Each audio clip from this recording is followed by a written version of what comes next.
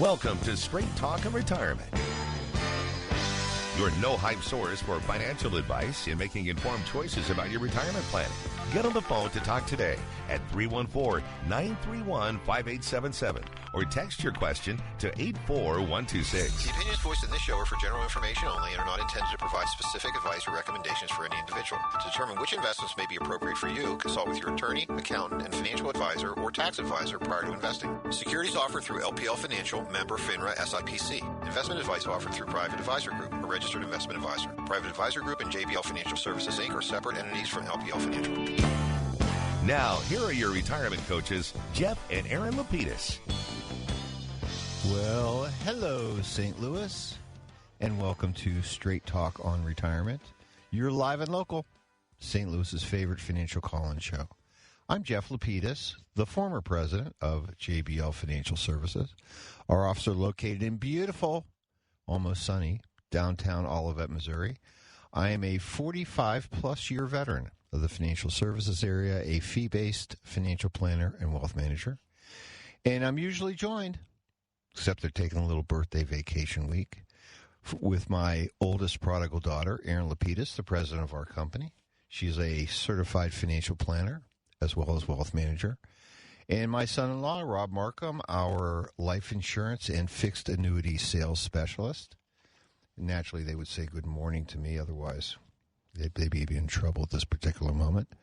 But we help our clients, again, make smart choices about their money. The way we do that is by designing a game plan, a written step-by-step plan, a real strategy that has several goals in mind. First is to preserve, protect, and prudently grow the assets our clients have taken their entire lifetimes to accumulate. Second is to deliver a reliable stream of income, one that they can count on, so they can do all the things they like to do during retirement. And third is we help them cost-effectively design their health care plan needs, whether it's choosing the right Medicare plan or talking about Social Security claiming strategies. And finally, when they're done enjoying their assets during their lifetime, we show them how to pass them on to the people they love, whether it's their spouses or children, grandchildren, churches, or charities, whoever it might be, without Uncle Sam or the tax courts taking a big bite out of their money. And as their wealth managers, Aaron, Rob, and I watch their money every single day to make sure they're staying on track. And that's why they call us the retirement coaches. Again, folks, thanks so much for tuning in to our 20th season here on the Big 550 KTRS. We are the longest running show. And again, we naturally want to thank our station manager, my friend, Mark Dorsey, for permitting me to bring my ball and play in his stadium, as we do every single week. So, again, thanks so much. I always have a lot of things on my mind. What's more important is what's on yours. So give us a call. I'd love to hear from you. 314-931-5877 or 84126 from the KTRS text line. And, you know, I'm going to need a little help this morning. I'm running solo, so we'd love to, again, to hear from you at 314-931-5877 or 84126 from the text line. As usual, I'd like to do a little bit of cleanup work, which is to remind you that you can keep in touch with Aaron, Rob, and I during the week. It's real easy to do. You can go to our website, jblfinancial.com. While you're there, click on that Coach's Corner newsletter, which is you can find in the bottom left-hand corner of our splash page, but also on every single page. Permits you to, if you'd like to sign up for the Coach's Corner. It's a free newsletter we love to send out every single month, and Rob does keep the last 6 to 18 months of those stored for your printing, downloading, or reading convenience. We're in the last week of our May 2025 newsletter. We always have 4 articles, which are generally of very good interest. The first one was the prime workforce stays strong. And we know statistically that the participation in the workforce has continued to increase, especially since the beginning of the year. And at its height, which was in 2000, it was 84.4% of the U.S. population. Today we're sitting at about 83.5, so we're getting very close to that high number, which is great, which tells you that the underlying economy is very strong. And frankly, from what I'm looking at through my lenses, I don't see a recession coming in sight, so let's not worry too much about that. Nice infographic on there that Aaron and Rob love to put in, the kids, for you to take a look at. Our second article is life insurance in retirement. You know, life insurance can be a very valuable tool in planning, and frankly, as you go through different stages in your life, it can serve different roles and different purposes. Generally, when you're younger, we're trying to create capital so that if that breadwinner or breadwinners are no longer around, we can have capital that can come in, income tax-free, to create an income stream to replace their income, maybe to deal with other needs that they might have, like education, mortgages, etc. But it also can be used for other important things. As we get older and those capital needs are reducing because you're growing your capital through your retirement accounts, many of our clients say, what do we do with these contracts now? I'm ready to retire. I've lived to my normal retirement age. What do we do? And these life insurance contracts can still be very useful in doing, I think, two very important things. Number one is they can certainly create, if needed, a gift, a inheritance, a legacy for people that you love, whether it's your spouses, children, or grandchildren, possibly a church or charity. And secondarily, we know that most of you, especially those that are our clients, you've got IRA accounts. And when you pass away with your IRA, it's inherited by someone else. And since most likely it hasn't been exhausted, there will be income taxes that are going to be due on that account, because we know under the new rules, those accounts have to be emptied within 10 years if they're inherited by someone other than your spouse. So those life insurance proceeds can be useful in helping your children, grandchildren, whoever might be that inherits that money, to defer those taxes. So that's a good thing. So again, leaving a legacy, paying taxes is certainly two really important things that we're discussing with our clients in retirement. And those that don't have life insurance, guess what? They're bellying up to the bar, because many of them do have those goals. And frankly, it didn't happen 30 to 40 years ago, which is fine. Our third article is the versatile use of 529 plans, because they can really help you in planning for more than just college. We know that they're a tax-deferred method of creating college retirement savings, but from an estate planning point of view, we know that if those accounts aren't used, in many cases they don't. Maybe a child has a scholarship, or frankly doesn't go on to school, maybe doesn't have the financial need for that. If they're held within for at least 15 years, then some of that money can be used to make Roth IRA contributions for that participant. So again, it can be a way for us to store up wealth and move it aside, and that's not a bad thing. The last article, this is one of Rob's pet peeves, is, are extended warranties worth it? I'll see a lot of advertising on television about extended warranties. Do they make sense? And I think you really have to do one of two things. Look at the product that's being involved. Does it make sense to insure that, because the loss or breakage or whatever, the damage to that, is it worth the money to pay a warranty? And that's something you'll have to think about and consider. Again, we do call that the Coach's Corner. It's easy to access. Just go to our website, jblfinancial.com. Click on that Coach's Corner newsletter icon, and we'll be happy to send that out to you every single month by email. And if for some reason your computer's on the fritz, and that does happen every once in a while, you can always give our office a call, 314-863-0008. Again, that's 314-863-0008, and we'll be very happy to send that out to you by snail mail, because we have about 50 or so clients currently computer engaged, and we're happy to send that to them every single month as well. Again, our phone lines are open. We'd love to hear from you, 314-931-5877 or 84126 from the text line. And as a reminder, all of our clients are folks like you. They're our listeners. They're 55 and older. They would like to retire, or they're already retired, and they certainly have many issues to discuss, and we're happy to talk about them with you. So give us a call today. We'd love to hear from you, or text us. It's all good. And so while we're waiting for your calls and texts today, the first subject I'd like to talk a little bit about is one of my favorite subjects, one we've talked about here on the show for, I don't know, I want to say 900 episodes or something like that. And that's what I'm going to call it the path to a fun and successful retirement. There's a lot of information. There are a lot of articles. I generally call them financial pornography that is written about the subject of retirement planning. And most of these are done from people that actually don't manage people's money. So as you can imagine, we have a little different perspective on this than those folks that are talking to be heard, as I'll put it that way.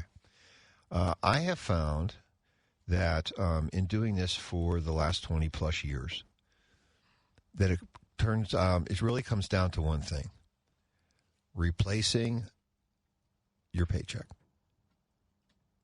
Those folks that are in a situation where they believe that they can and or want to retire are looking at replacing their net after-tax pay or a portion of it, so what they can do is maintain the lifestyle that they have today. So, I've developed a planning paradigm which basically says let's work to fund 100% of our clients' after-tax income. It's an algebra problem. It's a formula. It's pretty easy. The way that we get there is step one. And it really is the most important step, and it's one that is really not difficult to understand, but sometimes it's a little difficult to get on board with. And that is, you need to have a very clear picture of what you're spending today. Pretty simple.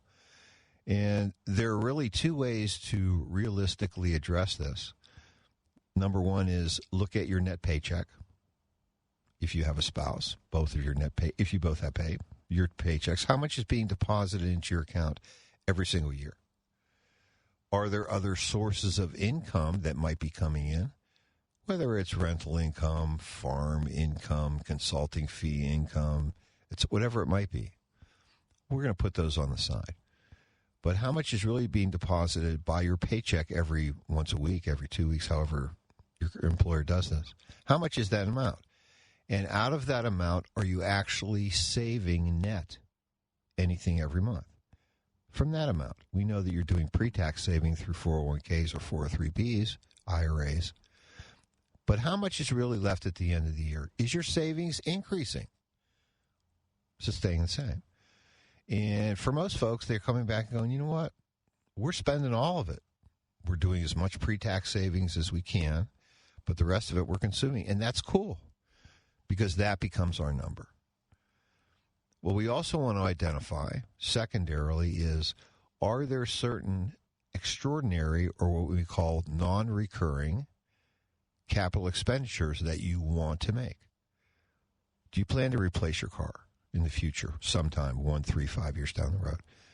Are there home repairs you're going to be making? Are you looking to make some other type of purchase? Maybe it's a second home. Maybe not.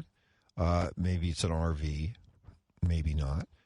But whatever that might be, do you have other, we'll call them one-time expenses?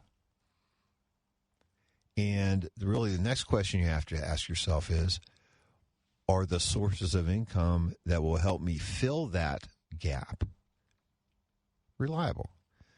Social Security is very reliable. It's probably the most reliable source you're going to have because it's funded by the U.S. taxpayers.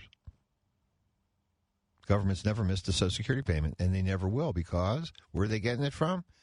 Well, they're getting it from you. They're getting it from you while you're working through payroll deductions, just like they're getting it from every other person. And we know that it isn't everybody's turn to draw on the Social Security system at the same time. So that's a reliable stream of income. Pension plan. Is the company that you're working for, have they established a pension plan? How well is it funded? You get reports on that. Is it in trouble? Is it not in trouble? If it's not in trouble, great. That could be a very reliable source of income. So that's usually number two.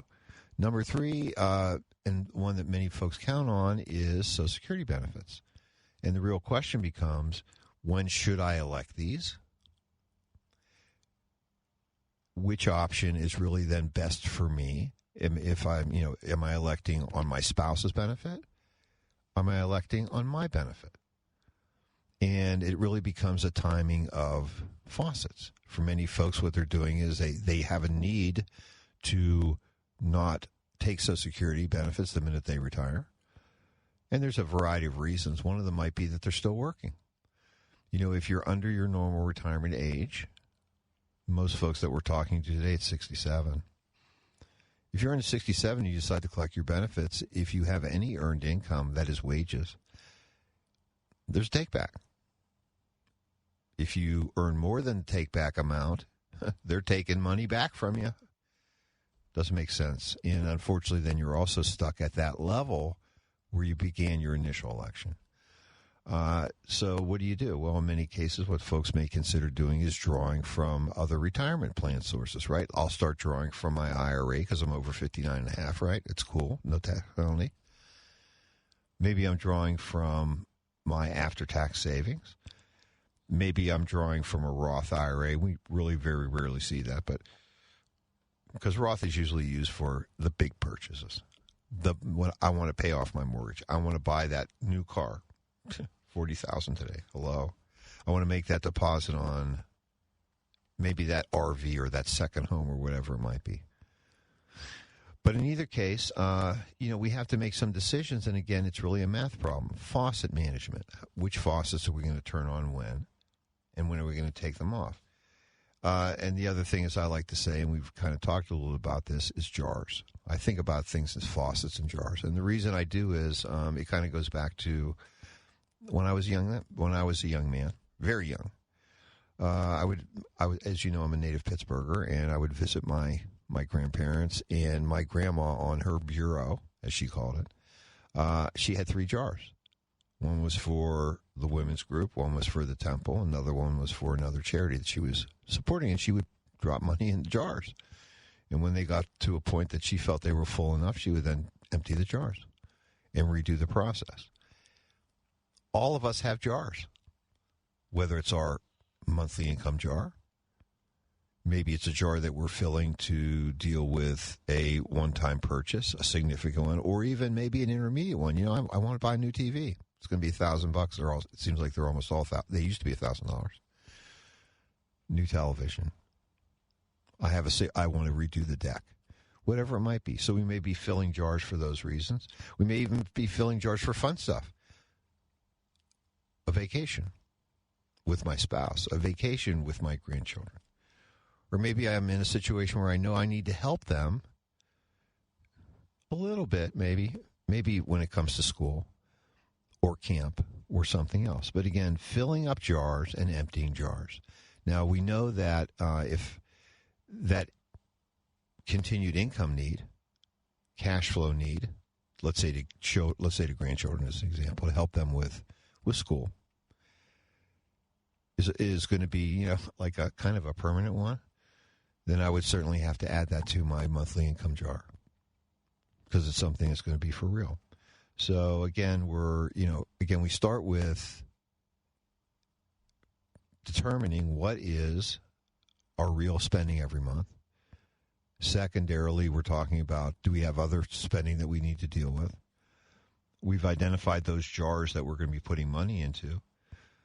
The next part then becomes, okay, if I have a deficit, how much is it? And do I have sufficient capital to fund that deficit? So you use it, and we're going to go through a Rockstar of the Week example in a few minutes, but let's talk about that. So let's use an example. Let's just say that you've done your math. You said I need X amount per month. Let's call it $5,000. I know I need to increase that for taxes, federal and state. So we use a number of 20%. So now I really need $6,000 a month.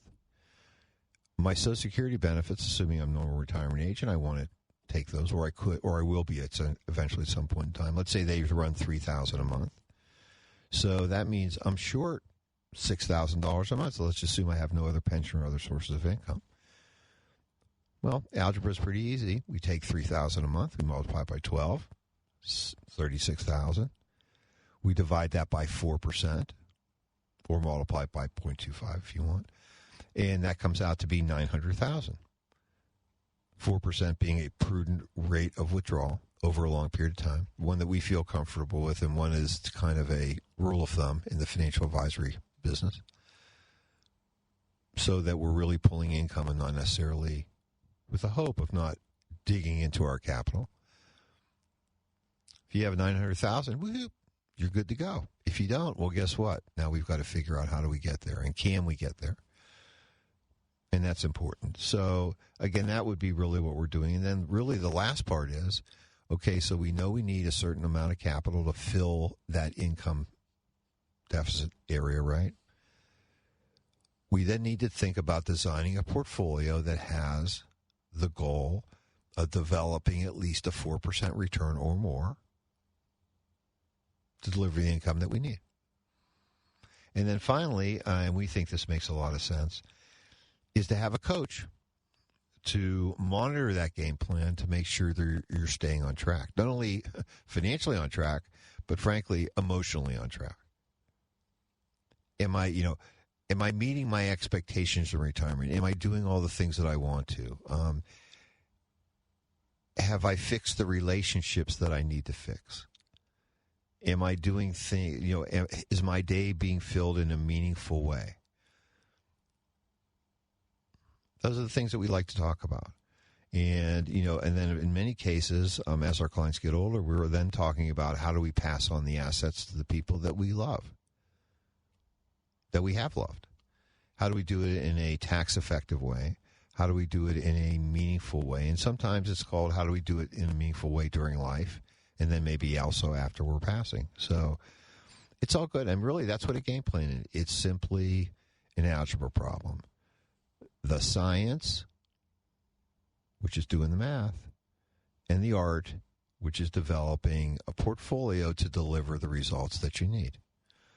And, we've addressed this issue before, especially on the portfolio side, where when we look at a client's assets, we really think of them really being in 4 buckets. The money, the what I would call the game plan, which is the milk money bucket, and that's the one responsible for developing the income flow that we need, making sure that we have sufficient assets set aside for emergencies, either planned or otherwise. If we have anything left, okay, well, great. Let's talk about fun money and growth. So it all seems to make sense, which is great. And again, our phone lines are open. We'd love to hear from you, 314-931-5877 or 84126 from the text line. I do have our first texter has left me a message where I'm going to get to that right away. But first, let's take our break number 1 of the hour, and we'll be back with some more straight talk on retirement after these messages. Mizzou football is here to stay. After an undefeated home season and a second straight 10-win year, the Tigers are looking for more in 2025. Eli and the boys have done it again. With a top 10 transfer portal class and a strong home schedule highlighted by Kansas, Alabama, South Carolina, and Texas A&M, you don't want to miss out. Get your spot in line by joining the season ticket waitlist at mutigers.com/FB waitlist. MIZ. Great news from Appliance Discounters. They've teamed up with LG and now opening up their 6th location. Appliance Discounters factory outlet store will be offering out-of-the-box, slightly blemished, factory closeout, or one-of-a-kind brand-new LG appliances at drastically reduced prices. Some will be reduced as much as 60%. Appliance Discounters and LG teaming up.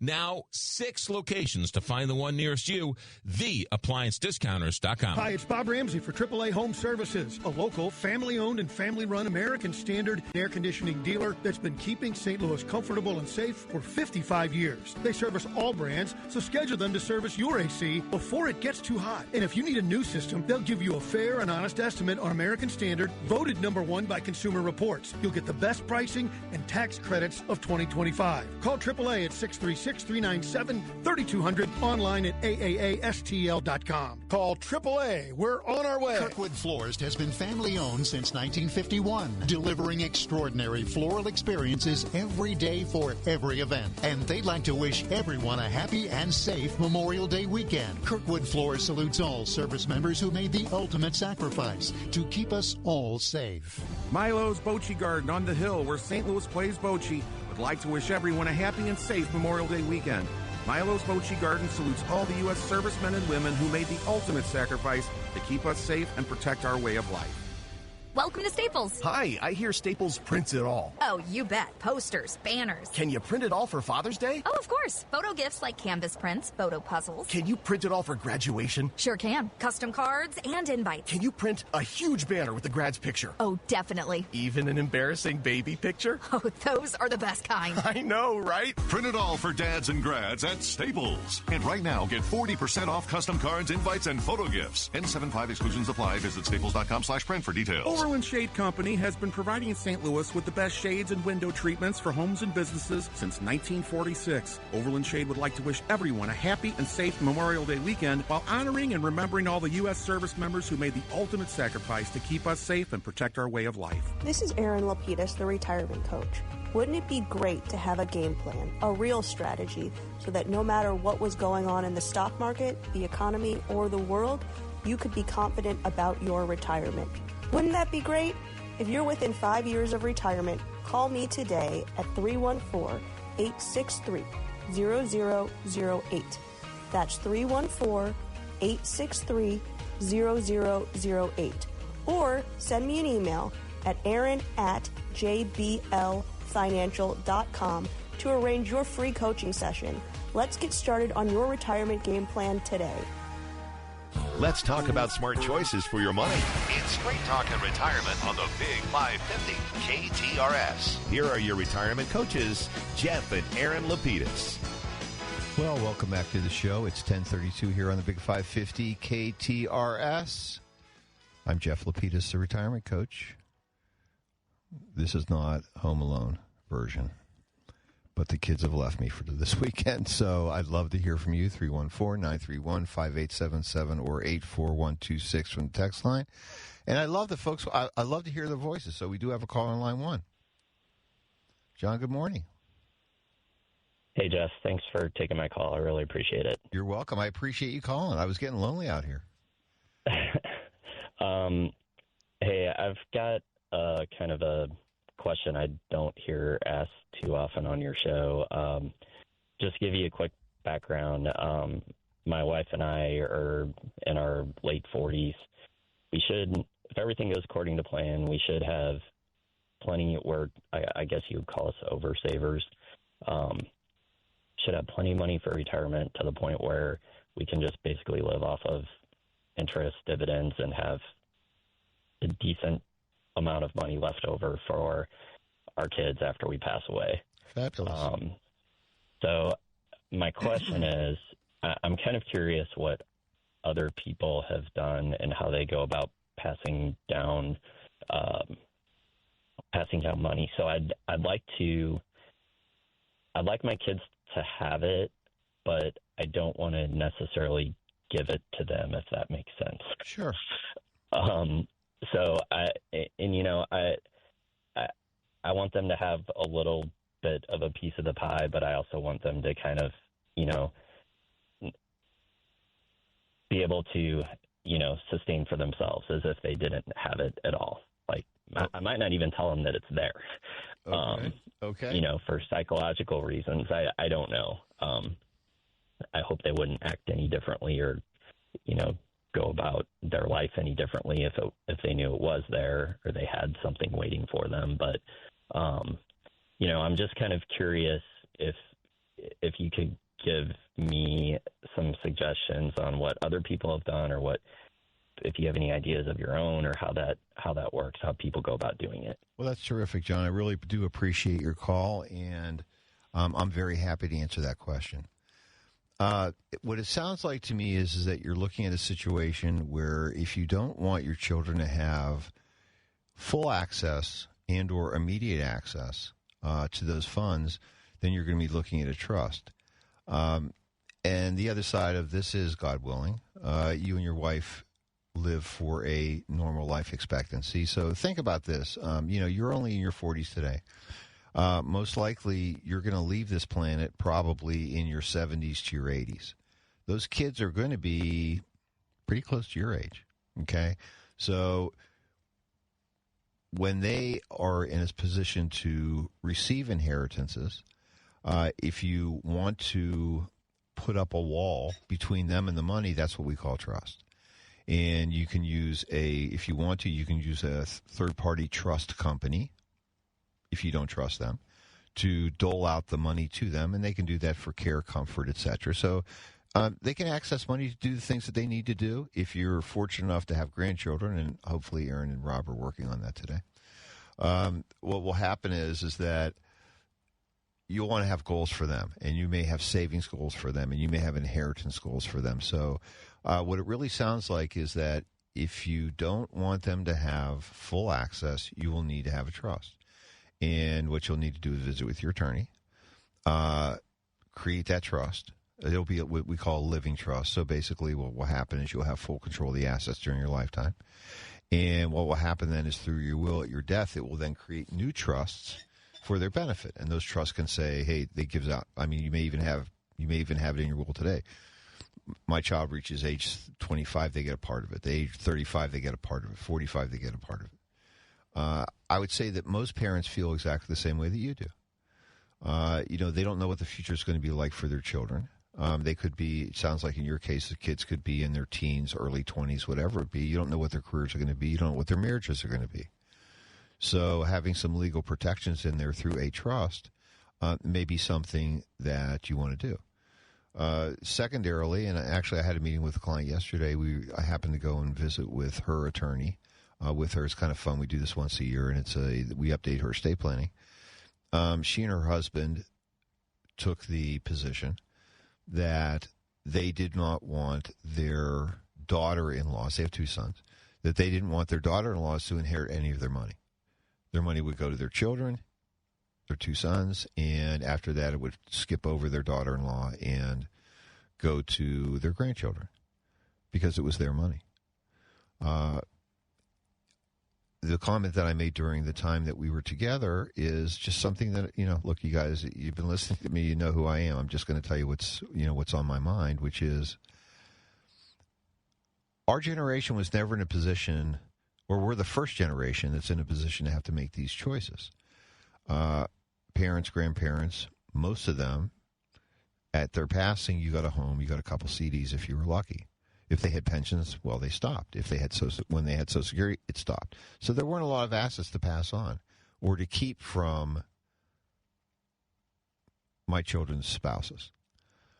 But we're in a different position. It sounds like you're in a very different position. You have to make some of those decisions. If you make decisions in that way, if you decide that you, as an example, like in this case, you say, well, my kid's spouse, they're not even, too young to get married. Want to protect them from their spouses in terms of divorce, that money's going to skip over. Well, you're either going to have a conversation with your kids about that or you're not. And certainly that can be an uncomfortable situation, but again, it's your money. And so I like to tell clients, I basically said, when I go, my kids are going to curse me. Hopefully because they miss me and I left them.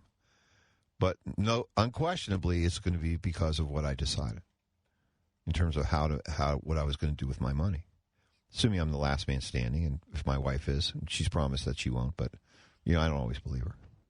She's pretty smart, but I don't believe her in this case. And so what happens is the last man standing rule may come into account, but we've really set up these trusts to do this. And I had to have these conversations with my children, and they weren't comfortable, but they were honest. You may not feel that way, and if you don't, that's cool. I'd say over 3/4 of my clients don't feel that way, but some do. So you're going to have to make those decisions. But today it sounds like you really want to talk to an estate planning attorney to help you create trusts today so that as your life moves forward and their life moves forward, you're going to be in a situation where you can flexibly plan for them. And that really is what's important. So, again, I hope that helps you, John. And if for some reason you're not currently working with an attorney, you need a referral to someone, we'd be very happy to provide you with that. Just give our office a call, 314-863-0008. And one thing you have to do is tell him you're one of our peeps because he discounts his fees. We send them all this business, so it's great. Looks like we've got Stephen holding on line 2. Stephen, thanks so much for holding. How are you? Good. How are you doing? Thanks for the call. Life is good. Thank you. So I'm just retiring. I applied for Social Security start on May 1st, and I'll get my first check in June. I'm continuing to work, and I'm about 10 months before full retirement age. I was wondering the maximum out-of-pocket, $23,400 or $800, either or. That doesn't apply to you. Okay. You actually have a greater limit because you're within the year of your normal retirement. So therefore, it goes up to like $63,000. Okay, I kind of read that. I didn't understand. I thought it had to be in the calendar year of my full retirement age. No. Okay. You're okay. Great. You're good to go. So your wife says, since she's going to have more husband and less money, keep working a little bit, okay? Yeah, well, I'm just consulting, working a little part-time and enjoying things. It's making about the same money as I always have been, so it's great. Well, that's fabulous. Well, again, since this is really, are you planning on continuing your consulting business after taking Social Security? Were you actually going to retire? Oh, well, if not, that's okay. If you do, well, you have a really great opportunity. Maybe if this is your last year of retirement or your last year before retirement, you might have a really good opportunity to sock a lot of money away if you haven't already done so into your retirement account at work, or if you're eligible for an IRA, to doing that, because once you don't have earned income, no more Roth or no more traditional IRA contributions, just as a reminder. So, again, good question. Our phone lines are open. We'd love to hear from you, 314-931-5877 or 84126 from the text line. A couple of really good questions so far this morning. I really like that. Folks of different ages. And, again, we do tend to concentrate most of our time on folks that are 55 and older, but we do have some clients that are younger. And I would certainly say to our first caller, a little younger, super saver, as he likes to call himself, which is great. I would suggest to you that something that you really want to think about and maybe consider and maybe even maybe do this, is if you're thinking about leaving the workforce before you're 60, as an example, you might want to think about a staycation, maybe taking 2 or 3 weeks and actually simulating what it would be like to be retired. See what it would be like to create these new routines where you're going to. I will tell you that most of the folks that we have dealt with that have retired before the age of 60 end up going back to work. They've got too much tread left on the tires. Their friends are too young to retire. They're not in that position. So where are you going to live?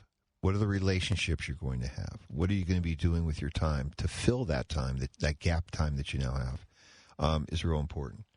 And, it isn't unusual for our clients to, especially those who have been with us for a while, to come back and say, Jeff, what are you going to do? We're watching, Erin's taking over. Erin's the president of the company. She's taking over more of the show. Well, I want to listen to her better than me anyways. She's smart. She's her mother. So when are you going to leave us?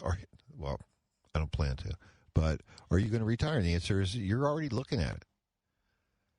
I would tell you that the way I know that I'm built is that I need a place to go. I love my work. I love engaging with our clients. I love being there. And frankly, my chief job now is I like to call myself the head of schmoozology, because what I do is I do all the review meetings. Let's get up to date with folks, make sure their game plan's on track. I'm still helping. Let's talk about smart choices for your money. It's Straight Talk and Retirement on the Big 550 KTRS. Here are your retirement coaches, Jeff and Aaron Lapidus. Well, welcome to hour number 2 of Straight Talk on Retirement. I'm Jeff Lapidus, the retirement coach, 46-year veteran of the financial services area. That's right. Every single day of my adult life, I've been in the financial services area. So I know a few things. Not as much as my wife would like, but I do know a few things as it would be. And our phone lines are open. We'd love to hear from you, 314-931-5877 or 84126 from the text line. I'm not really good at doing this text reading because it's like stacked on top of each other, but this is a great text. I do want to share it to you. With you, good morning, Jeff. My husband has cash and IRA accounts totaling $2 million. He's 82 years old. We have several trusts and basically trusts. They're probably revocable living trusts, but then, of course, trusts later that will be activated at his death. And have elected to leave the cash accounts to me and the IRA accounts to his children. I'm assuming that this is a second marriage because she didn't say our children, right? They would each get $200,000 in IRA funds subject to change, of course. Why does it seem like a curse to inherit IRA money? We have no interest in paying the taxes on their behalf. Thank you. A couple things. It isn't a curse to inherit money. The problem is that the IRS now is saying that we're going to force it out to those non-spouse beneficiaries in a 10-year period. In the past, if someone inherited an IRA, they would be required to take out required minimum distributions based on their age, and that would typically go over their lifespan. Now it's called, we want our dough, 10 years, they got to be emptied. If you don't empty them within 10 years, there's a 25% penalty. And if your kids are working with an advisor, which our clients are, we make sure the money gets out. But it's not a curse to inherit money. I would certainly say that it sounds like you're doing it the right way. My real question becomes, what happens after your death? Does that money, which I'm sure is in trust, is that going to then pass on to those kids as a way to help them, frankly, if they're getting tax-free money, because we know at your death, you and your husband's account will step up to fair market value because you're not going to be sitting in cash because, truthfully, cash may be paying you 4.5% today, but it hadn't done that for a long time. You're probably getting invested. That will then step up to fair market value. Won't be any taxes, and then, therefore, those kids then would at least eventually get some of the tax money back. The other question is that do you really feel like, hey, you're really going to let those kids pay those taxes? Don't know the answer. With many of our clients, they say, well, we'd like to help the kids.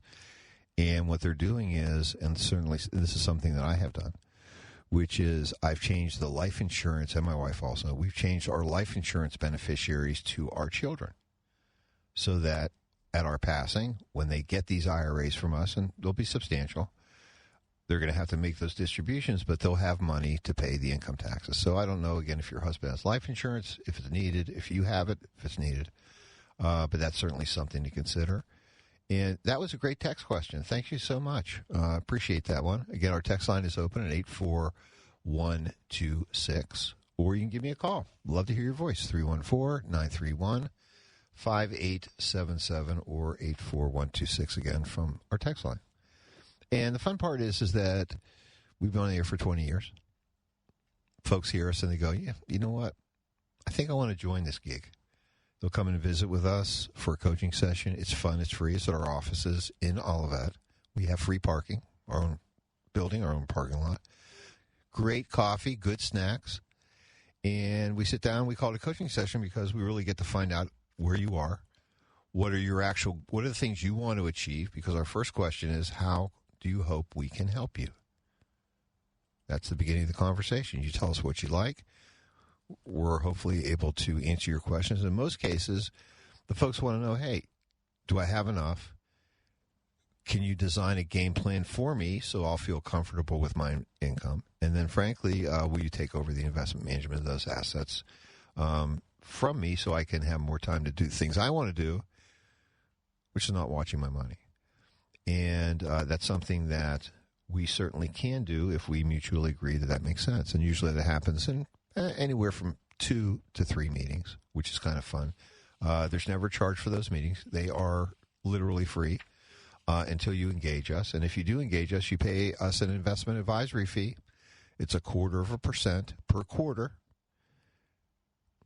every year. And that's actually, you never cut a check, but it's deducted from your accounts electronically, which is all fun. And we continue on the yellow brick road until you say, time to get off. And fortunately, we have very few folks that leave because our goal is real simple.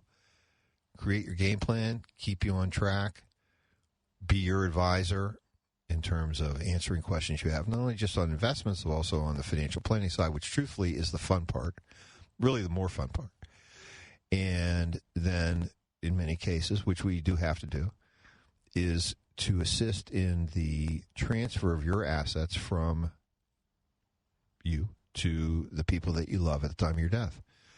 And as I've said before in the past, and I say it with our clients, I feel like this is maybe the most important thing that we do, making sure that your assets transition to the people that you love in the most tax-efficient way that we can, an effective way that we can, so that you've left a legacy. And, you know, our generation is now in a position where, frankly, we have money. And the whole concept of the millionaire next door, well, that's you in many cases. Your home, your IRA assets, etc., your tchotchkes, savings accounts, boats, gun collections, whatever you might have. Those are going to pass on, and you hire us because it's our job to keep up with the rules, to keep you on track. And as your life changes, as your feelings change, like we talked with this last texter, you know, everything is subject to change. We're there to help you amend your game plan. You think of it, I like to think of it like a football game. You know, it's 0-0 when you start. The game starts. Who knows if it's raining? Who knows if it's snowing? Who knows if the guy that gets a kickoff fumbles the ball?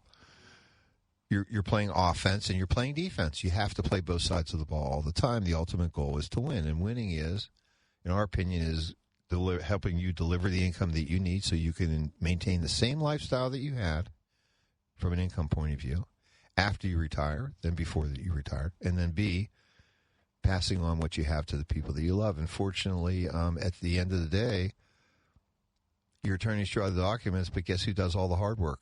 The heavy lifting at the end, it's us. We're helping your trustees or whomever your named executor are gather those assets together, distribute them in the way that you want to have them done, and based on, and also apprising them as to what their, not rights are, but also what the rules are. And that's one thing that our clients have told us that they enjoy is the fact that their children who don't have financial advisors actually inherit them, Aaron and I, Rob, and we're able to help them make decisions so that we can most effectively pass what you've taken your entire lifetimes to accumulate to them without Uncle Sam taking an extraordinary or inordinate amount of taxes. Because taxes are confiscation of your wealth, period. That's what it is. I mean, love the national defense. Love some of the other things they do. Obviously love Social Security, even though that's really funded with our money. But the bottom line is that nobody thinks that this government, even after Doge and whatever, is going to be efficient with our money. They're just not. We wish they were, but they don't give it back too often to make sure that when you pass it on, you're able to do that. You do it in the best way that you can, and really the best way is your way. So that's what we'll do. Again, our phone lines are open. Love to hear from you, 314-931-5877 or 84126 from the text line. It's a fun Memorial Day holiday weekend. The pools are opening. Temperature isn't in the 90s, though. It's not really that much fun. I have to go plug in the Polaris in my pool afterwards. It's no fun, you know, putting your sinking your arm into, you know, I'm not jumping in. You know, the water's like, 75 degrees. Are you kidding me? I mean, it's like a polar bear swim, so I'm not going to do that, but I will have to do that because my wife's been waiting. You can carry it out of the garage and put it in the pool. Okay. Not a problem.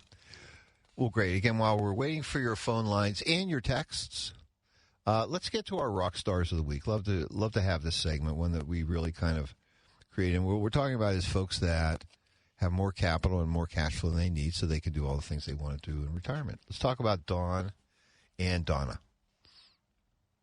It's kind of fun, right? Dawn married Donna. Hopefully their kids aren't Donald, right? But you can never tell. You know, it's funny because we have some families that are like all their kids have their last name or their first name start with A or B or something. It's like, how'd you get there? You don't want to know, Jeff. Okay. Not a problem. Well, Don's 66. He recently retired from the military and is receiving several pensions, as well as he's eligible for Social Security benefits. He currently works part-time as an electrician, which he loves to do, and that's really sort of his fidget that he's really turned into a little moneymaker on the side over the years. Donna is 60, a few years younger. She works for a locally headquartered public company in the pet food business, and she would like to retire in 1 year if it's possible. So at this point, what we were asked to do was to take all of our attention and focus it on replacing Donna's income, because fortunately Don, because of his outside work as well as pension Social Securities, he's really able to cover his income. So we're really talking about covering hers. Her current net pay is $4,000 per month, and they're not taking any of that money and adding to their personal savings. So that's kind of our bogey number. So let's do the algebra, kids. It's $4,000 a month. We're going to increase that by 20% to $4,800 per month. So that's our gross bogey number. We know that at 62, in 2 years, if she were to elect her Social Security benefit, it would then be approximately $2,000, which would leave her a shortage of approximately $2,800 per month, or $33,600 per year. We naturally will divide that number by 4% to tell us how much capital, i.e., how much milk money she needs to replace that income, which is approximately $840,000. Well, Donna has been a very good saver during her lifetime as well. She's worked for a large company that's also made large contributions for her, which is great. And she's accumulated approximately $1.2 million in IRA as well as 401k assets. She also has $64,000 in her Roth 401k and about another $125,000 in savings. So what's cool is that we know the milk money, she needs $840. She's got $1.2 million in IRA assets. She has other assets available to do big projects if there are any. And at the same time, she has some other savings. So her first question is, we know she's a rock star. Excuse me. We love rock stars. Should I take my Social Security benefit 62 or wait until my normal retirement age, 67? Really good question, and frankly, this is a feel-good answer. At this particular moment, in looking at her husband's situation, we know that his pension is a 100% joint survivor, which means she'll get it if he predeceases her. She obviously has more than sufficient assets to maintain her lifestyle, which is cool. So putting it off only does one thing. It increases that number for later. Now, can we guarantee Donna that she's going to live to at least age 84 to break even on that put off? The answer is no. Will it make her feel more comfortable to receive that income flow, again, almost like a pension, to reduce that number down to $28,000 a year? And if we really think about it, if we need to pull $33,000 per year, and she's got $1.2 million of assets, we're looking at about a 2.5% withdrawal rate, which is well within the 4% corridor. So the answer is yeah. It really is a feel-good thing, Donna. There's no wrong decisions here, truly. Second question was, and I didn't mention this before, but they currently have a mortgage of approximately $126,000, and their payments are running about $1,300. Well, if you look at that $1,300 number, that $1,300 number is actually half of the income flow, almost half of the income flow they need each month to make her life work after Social Security benefits. So should they pay it off? The answer is maybe. Or if nothing else, maybe let's get rid of it quicker. If we do that, your income flow need will drop. Your withdrawal rate will drop. Your withdrawal need, or the amount of milk money, will drop. And so if we do that, let's say within a 5-year period, we've amortized those payments over, let's say 5, or even getting it down to, let's say, 10 years. What we could then do is say, okay, we know it's going to drop off, so we also don't have to worry about electing our Social Security benefit now, which is going to help fund that. So guess what? Let's do it. So, yeah. I mean, not having, under today's tax law, you're not really benefited, especially when you get towards the last third of your mortgage. Because if you're not able to itemize your deductions, it's a killer. People go, well, I've got this 3% rate. Well, I mean, it's great. In the last 5 years of your mortgage, that means nothing because you're paying all principal. Get rid of it. Or get rid of it faster. That's not a bad deal. She also mentioned to us that they're considering doing a kitchen remodel, and how should they pay for it? Well, paying for these one-time, as I like to call them, non-recurring type of things, is generally not an issue. The real question is the taxes. So what we would first look at and say, okay, if we were to increase and throw $60,000 on top of her income, how is that going to affect her effective tax rate? Number one. And most likely what's going to happen is because Don obviously is, he's getting income which is equal to or greater than hers. In that case, this is going to really throw them in a large marginal effective rate. So the answer, we probably wouldn't do it in a lump sum. Is it possible that we might look to tap that Roth IRA, which would be a tax-free pull, and pay that off? The answer is maybe. The problem that we have is because unless, if Donna actually does retire and doesn't work any longer, we won't have the ability to fill that Roth, that bucket back up. So my question to them would be naturally is, after, we go through this kitchen remodel, when are you replacing your next car? Don't know. But if it's in the near future, then, the other option they do have, because they have a significant amount of savings, approximately $124,000, is how much of that $124 is actually, we call it vault money. Have to have it, don't want to get below that number. That's really our emergency fund number. How much of that actually is maybe excess cash that we haven't invested, or we couldn't invest, or we haven't invested because we like the 4% we're getting in our high-yield money market? Well, maybe we might tap that source and then maybe tap our Roth in combination. Or alternatively, maybe we're tapping her IRA if we're not pulling from it.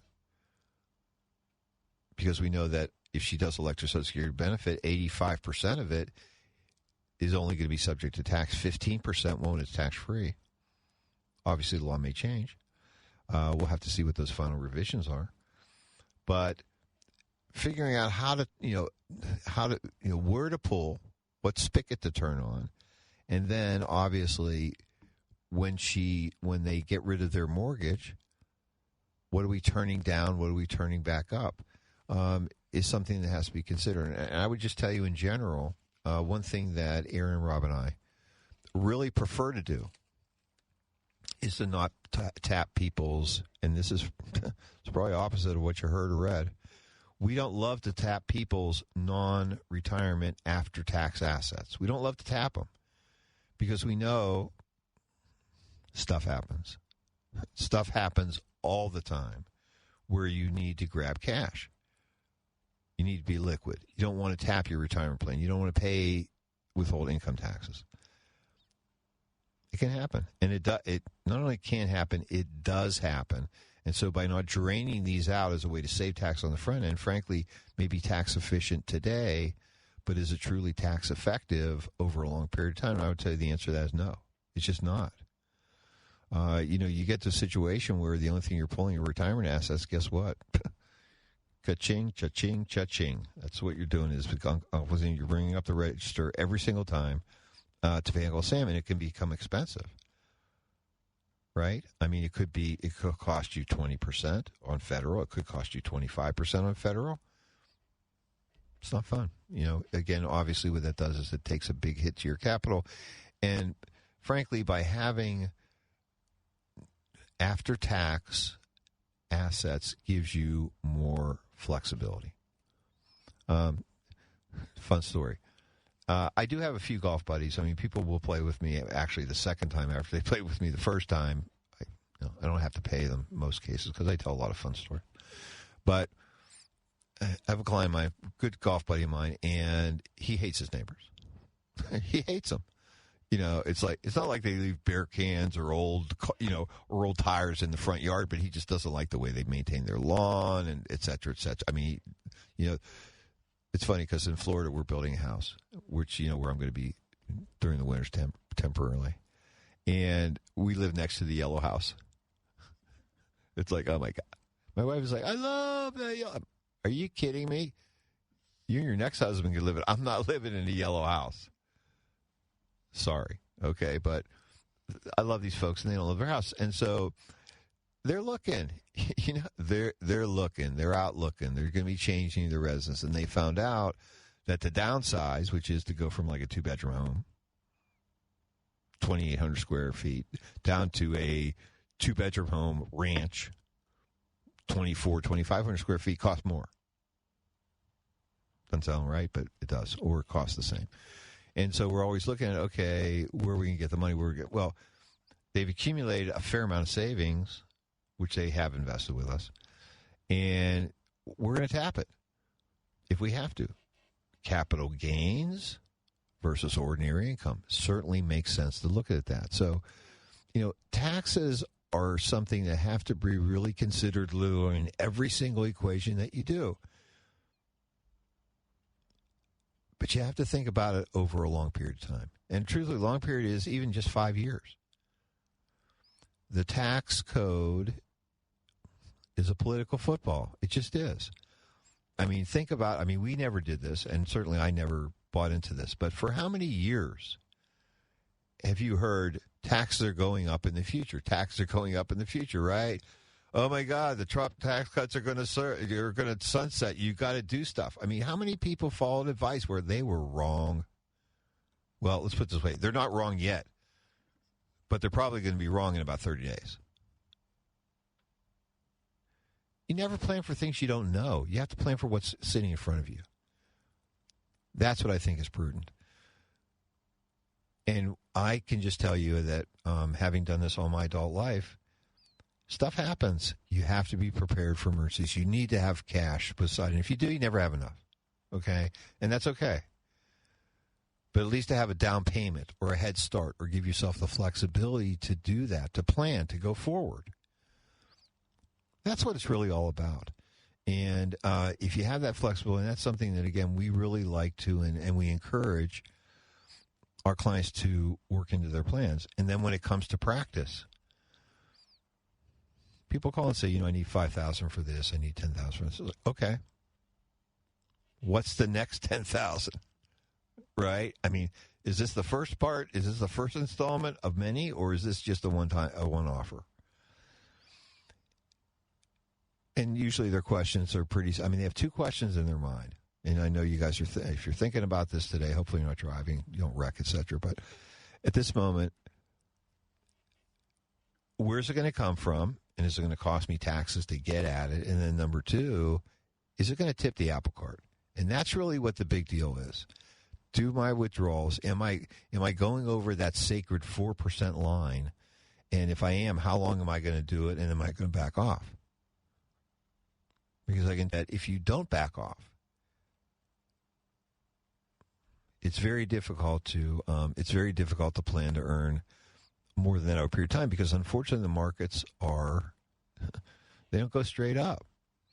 Look at this year. I mean, rock and roll after the election. Woohoo! Tariffs. Oh my God, the world's ending. Now we're having deals. Markets are recovering. Whether you made investment changes at that point is certainly up to you. We didn't, because most of these things are transitory. Okay? And so, if you needed capital, hopefully you had cash that was available to you. If you got out of the market or reduced your positions, the question is, when do you get back in?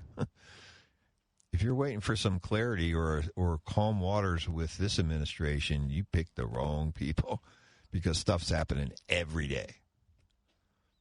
And I would tell you that, at least in my opinion, this isn't political, but in my opinion, because we have a businessman that knows how to walk and talk and chew bubble gum and watch TV and make cell phone calls all at the same time, a lot's happening all the time. And so, unfortunately, this pace is not something that the media is ready for. maybe all of us were not ready for. And I know I've talked to clients, so I said I'm a little nervous because the man's doing his thing and he's rocking and rolling. It's like, well, it's only 3.5 more years. Don't worry about it. It'll be done. It will pass. So, we always have volatility in the markets, and frankly, having liquidity really makes a lot of sense. So in this particular case, Don and Donna, they have a lot of choices. And we also know that over this next 20 years that they're clients of ours, they're going to change their minds. Their life is going to change. The relationship with their children may change. They may have grandchildren may change. Their kids may have problems that may change. So having sufficient capital there is a good, especially after-tax capital, is a good idea. And maybe not. It's that we don't want to drain that out to pay a mortgage. We don't necessarily want to drain it out to do that kitchen. Or if we are, we're always then creating a game plan to refill the bucket back up. So it's not bad to empty the bucket as long as we can successfully fill that up over a period of time, which is all good. Again, our phone lines are open. We'd love to hear from you. Love your comments, 314-931-5877 or 84126 from the text line. We're entering the last half hour of our show. We'll be right back after these messages. Sure, AAA are the folks who can get you back on the road when you have a flat tire. They can also provide quality and affordable home and auto insurance. But when you think of AAA, think of this too, AAA Travel. Hi, it's Julie Buck, and AAA Travel is ready to plan your next trip or vacation. And you don't have to be a member to enjoy their services. Of course, membership does have its privileges. To find a AAA advisor near you, just visit AAA.com/travel. Remember, the internet is for looking. AAA.com/travel is for booking. Guido's Pizzeria and Tapas on the Hill, offering a taste of Spain in the middle of Italy, would like to wish everyone a happy and safe Memorial Day weekend. Guido's is proud to honor and remember all the brave servicemen and women who gave their lives defending this great country. This is the story of the one. As a lineman, he does whatever it takes to keep the power on in his community. And he wants a partner like Grainger who does the same. Grainger offers the professional-grade products he needs, from voltage detectors to harnesses to hard hats, plus fast, dependable delivery, so he can rise to every challenge. Call 1-800-GRAINGER, click Grainger.com, or just stop by. Grainger, for the ones who get it done. Lisi Lumber Company has been serving the St. Louis area the best of woods since 1872 and would like to wish everyone a happy and safe Memorial Day weekend. Lisi is proud to honor and remember all the U.S. service members who gave their lives defending this great country. This is Erin Lapidus, the retirement coach. Wouldn't it be great to have a game plan, a real strategy, so that no matter what was going on in the stock market, the economy, or the world, you could be confident about your retirement? Wouldn't that be great? If you're within 5 years of retirement, call me today at 314-863-0008. That's 314-863-0008. Or send me an email at aaron@jblfinancial.com to arrange your free coaching session. Let's get started on your retirement game plan today. Now, back to Straight Talk on Retirement on the Big 550 KTRS. Here are Jeff and Aaron Lapidus. Well, welcome back to the show. We're in our last 25 minutes of the show, of hour number 2. Again, I appreciate your phone calls as well as your text, 314-931-5877 or 84126 from the text line, for keeping me from being a monologue. It's tough, you know. Eric looked at me, he goes, Jeff, you could be doing this for like 2 more hours, easy. I'm like, yeah, it's sick. I probably could. But I'm going to answer a text I just received. This is a longie, but actually the answer is short. So thank you so much for sending that text to 84126. My wife and I opened a Roth IRA back in 2012. Woo-hoo! Before Aaron joined me. And contributed when our income allowed, which meant that you went over $100,000. Well done. Our most recent contributions were in 2024. If there is a 5-year waiting period for the 2024 contributions, or are we past that because our accounts were open in 2012? Fabulous question. The answer is yes. The waiting period is over. It was over in 2017. So you can pull money out of that Roth. It's all good. Weep.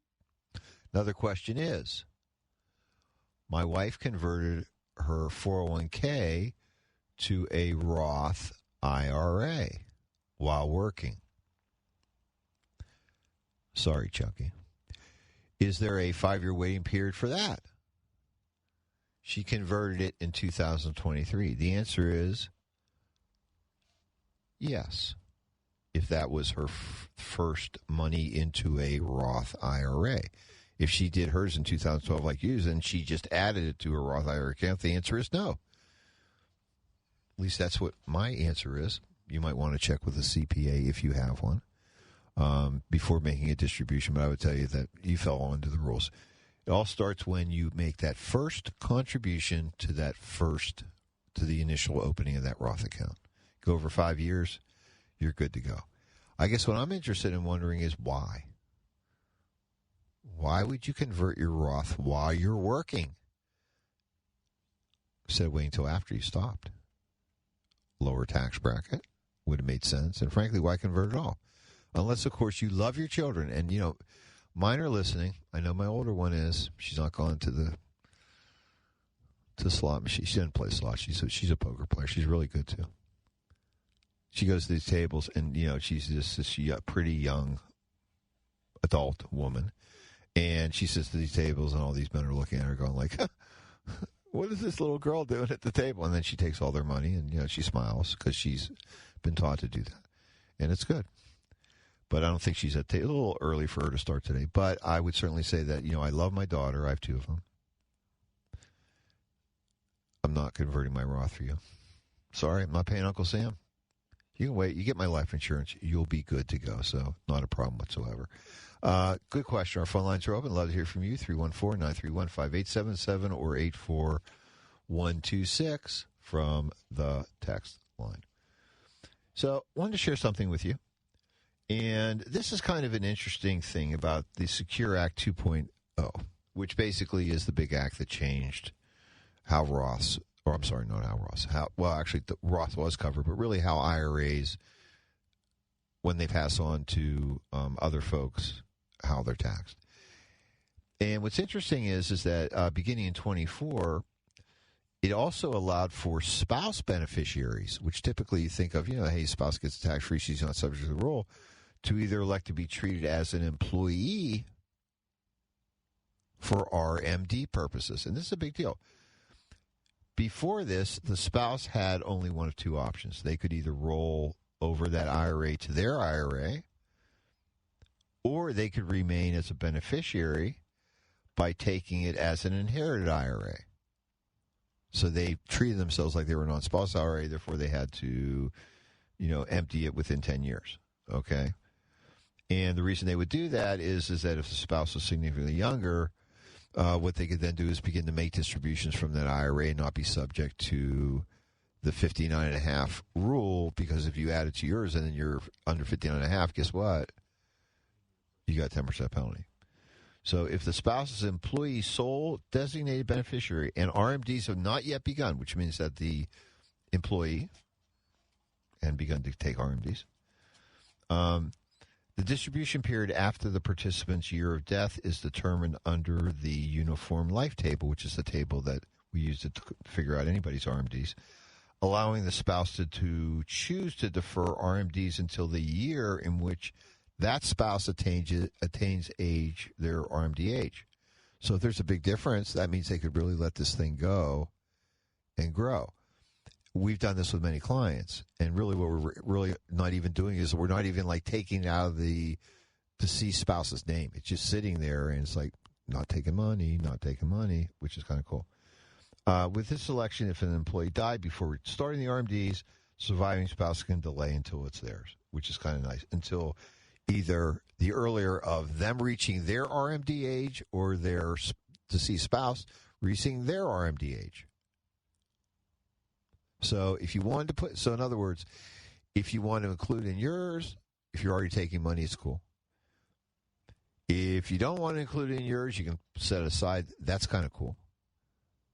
Or you can do something in the middle, which is let it sit there, pretend like it's still your spouse's, and then what happens is it can then do RMDs later when it's necessary. So that's kind of a helpful tidbit, a little bit of fun with doing planning. And we did receive another one, a text. Let me get this one. Jeff, could you please elaborate a little bit more on a topic you touched on, which could apply to me? I have earned income to this year to date is already over that of the Social Security amount.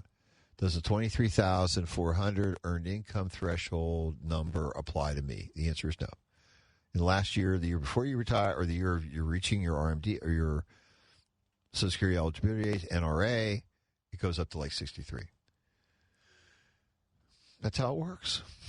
So he says, I'm turning 65 in July, and I plan to start collecting at that point.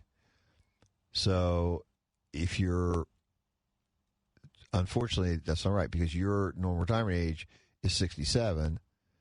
So what happens is if you elect Social Security before July, when you hit 66, that's when the 63 happens. So if you get it this year, you could get zapped if you're taking more than 23. If not, it's cool. So I wouldn't worry too much about it. But that was a good text as well. Electing your Social Security benefit is extremely important. If you're somebody that, frankly, is still, like in this particular texter, he also had consulting income. I mean, the truth is, I would suggest, why don't you just wait one more year to your normal retirement age? Then you don't have to mess with the numbers, and you'll be free and clear, because we know that once you hit your age 67, you can earn as much as you want, and there is no take back. So wait until after July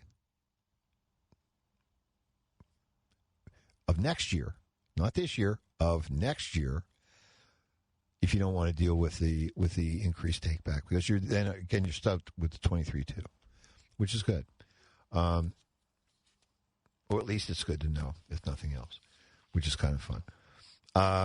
So I was going to say, why don't we just let's take break number 2, our last break of the hour. We get back, we'll have about 15 minutes left to answer your questions and calls at 314-931-5877 or 84126 from the text line.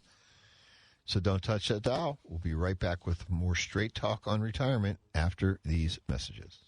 Hey, St. Louis. With summer just a heartbeat away, now is the time to elevate your health and wellness. Join Club Fitness by May 26th and unlock the ultimate health club experience, featuring over $600 in added value from our elite wellness partners. Enjoy 5 gourmet meals from Fit Flavors, a chiropractic exam and adjustment from the Joint Chiropractic, a supplement consultation and Sport Shaker Cup from Supplement Superstores, a professional stretch session from Stretch U, a Lipo Plus shot from Simply Worth It, and a 1-hour fitness assessment and workout with a certified Club Fitness trainer. You'll also earn 1,000 Club Fitness rewards points to redeem for exclusive health and wellness offerings from Massage Lux, Victory Men's Health, Brinton Vision, and Hot Work. Don't miss your chance to join the club and experience over $600 in added value, because true fitness isn't just about exercise. It's about total body health. Join today at clubfitness.us or visit any of our 19 locations.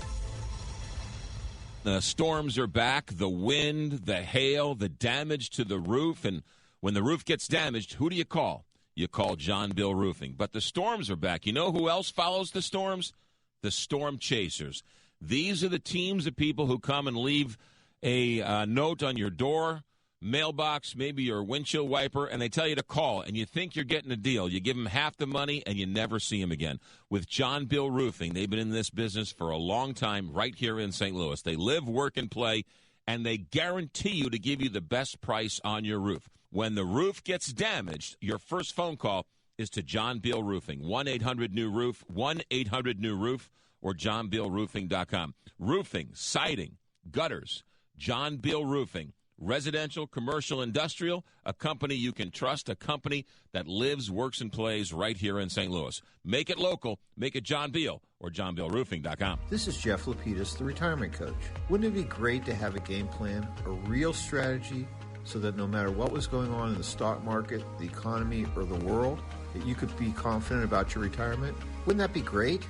If you're within 5 years of retirement, call me today at 314-863-0008. That's 314-863-0008. Or send me an email, jeff@jblfinancial.com, to arrange your free coaching session. Let's get started on your retirement game plan today. Let's talk about smart choices for your money. It's Straight Talk and Retirement on the Big 550 KTRS. Here are your retirement coaches, Jeff and Aaron Lapidus. Well, welcome back to the show. Thanks so much for tuning in and listening to our 2-hour show this morning. We've got about 12 minutes left. The time to fire in the coach, and we do have David on line one. David, good morning. Good morning. Hey, I've got a question about Social Security. I'll be turning 70 in September, and I'm going to draw, but my wife will be 68 and a half, and she will be drawing off of me. Will she get, let's say I was going to get $4,000 a month, will she get $2,000 a month, or will she get half of what I would have got at 68 and a half? No, she'll get $2,000. Okay. I didn't know how that worked. So yeah, she'll get $2,000 until I assume that her benefit will never bypass your $2,000 benefit. Is that correct? Oh no.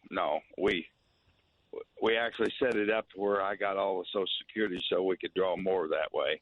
I got you. Then your planning was very good, and she'll get the $2,000 a month. And thank you so much for your call this morning. I really do appreciate it.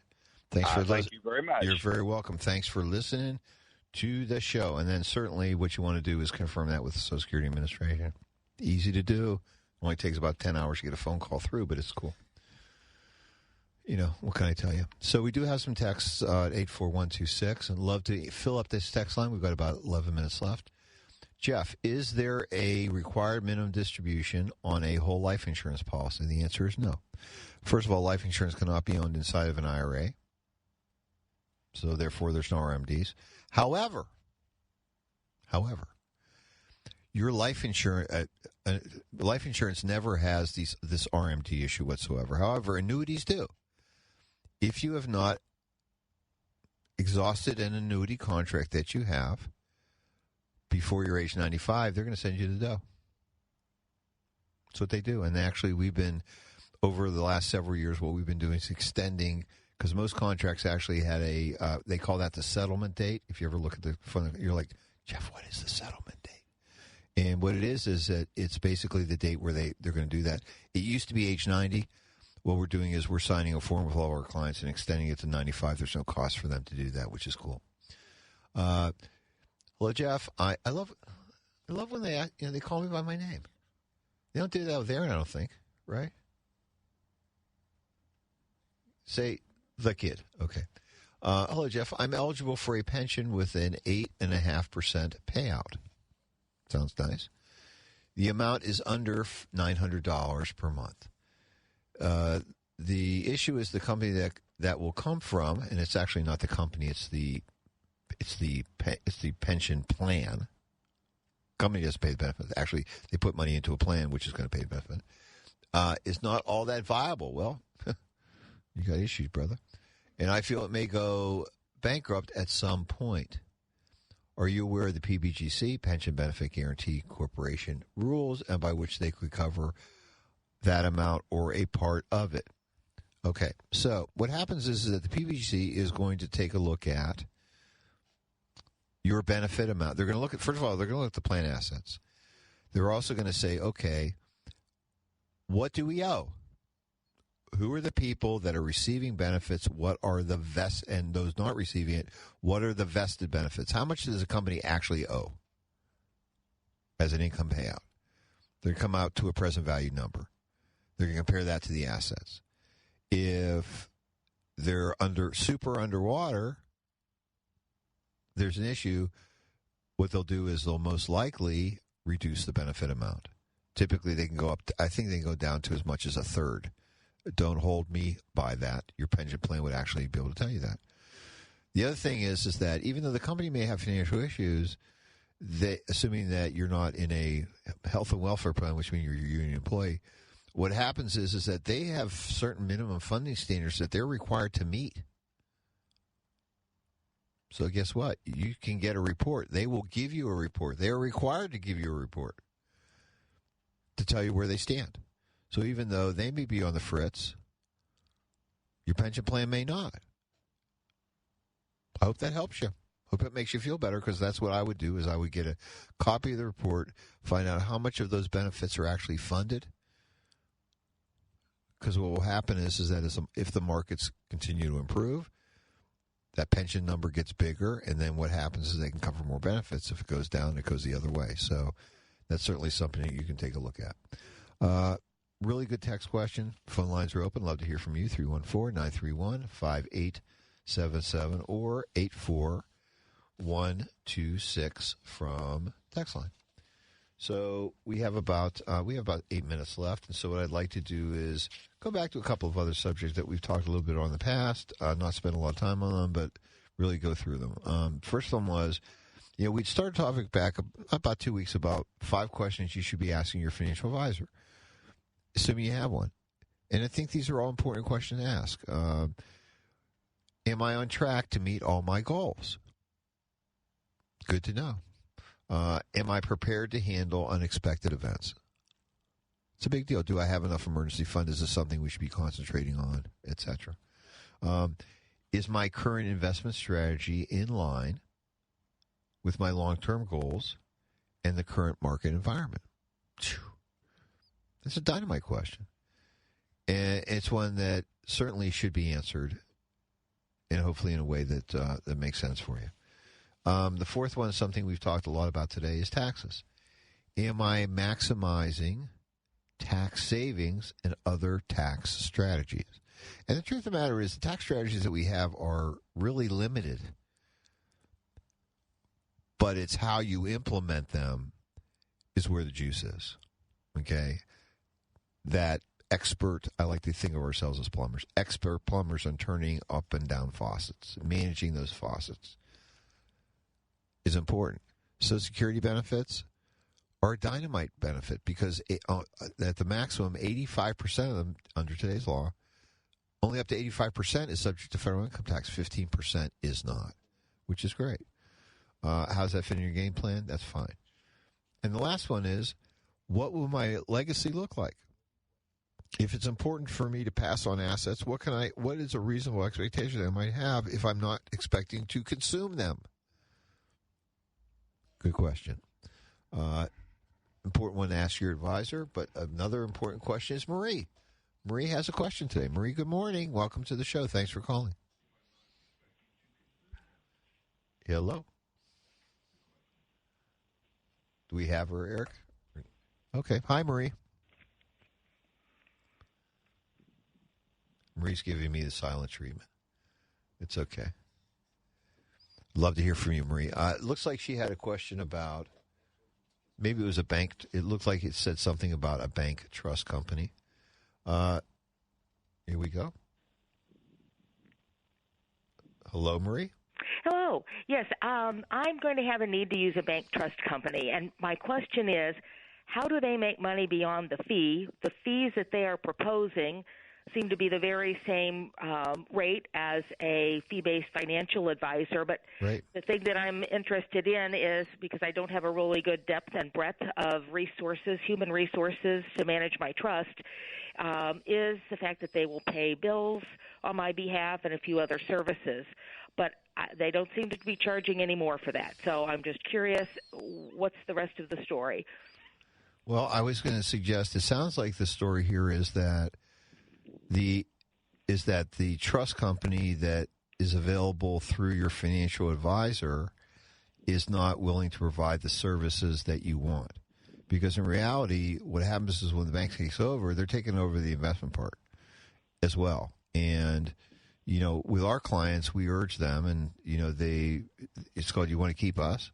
Then what happens is that they add language adding, it's called private trust company, which is a trust company LPL, our broker-dealer owns, and names us as the investment advisor. So what happens is if you like your advisor, you ought to say, hey, if you're not in love with the trust company, find me one that does, if you want to retain them. But realistically, a private trust company should do the same thing as a bank does. Just sounds like you may not be using a good one.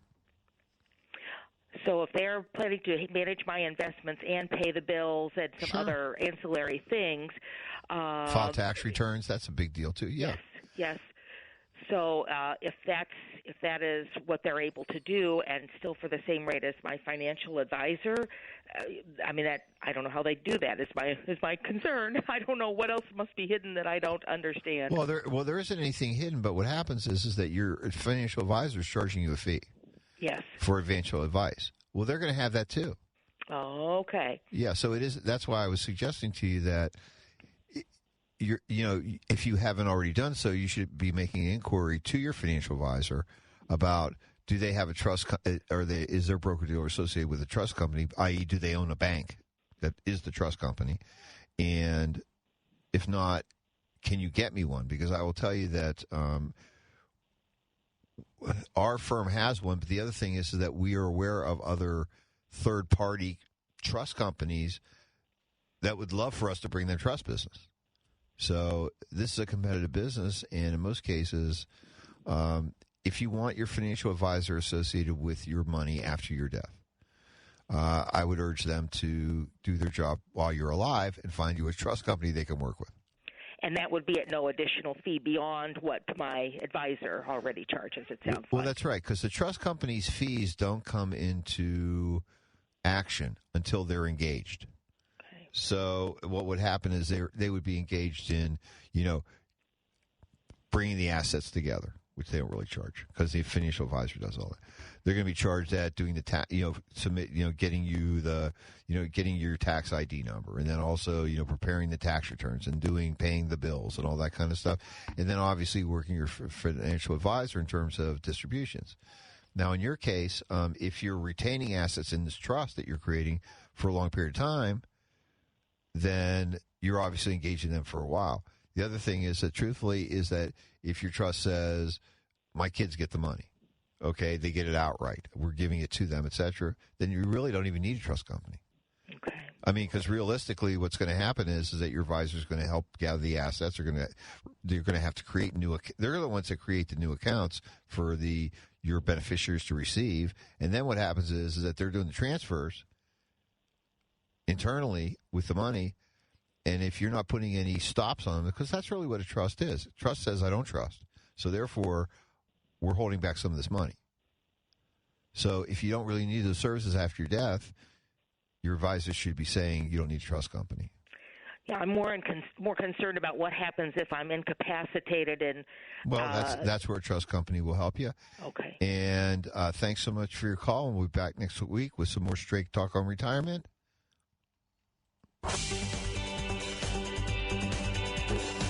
The opinions voiced in this show are for general information only and are not intended to provide specific advice or recommendations for any individual. To determine which investments may be appropriate for you, consult with your attorney, accountant, and financial advisor or tax advisor prior to investing. Securities offered through LPL Financial, member FINRA SIPC. Investment advice offered through Private Advisor Group, a registered investment advisor. Private Advisor Group and JBL Financial Services, Inc. are separate entities from LPL Financial.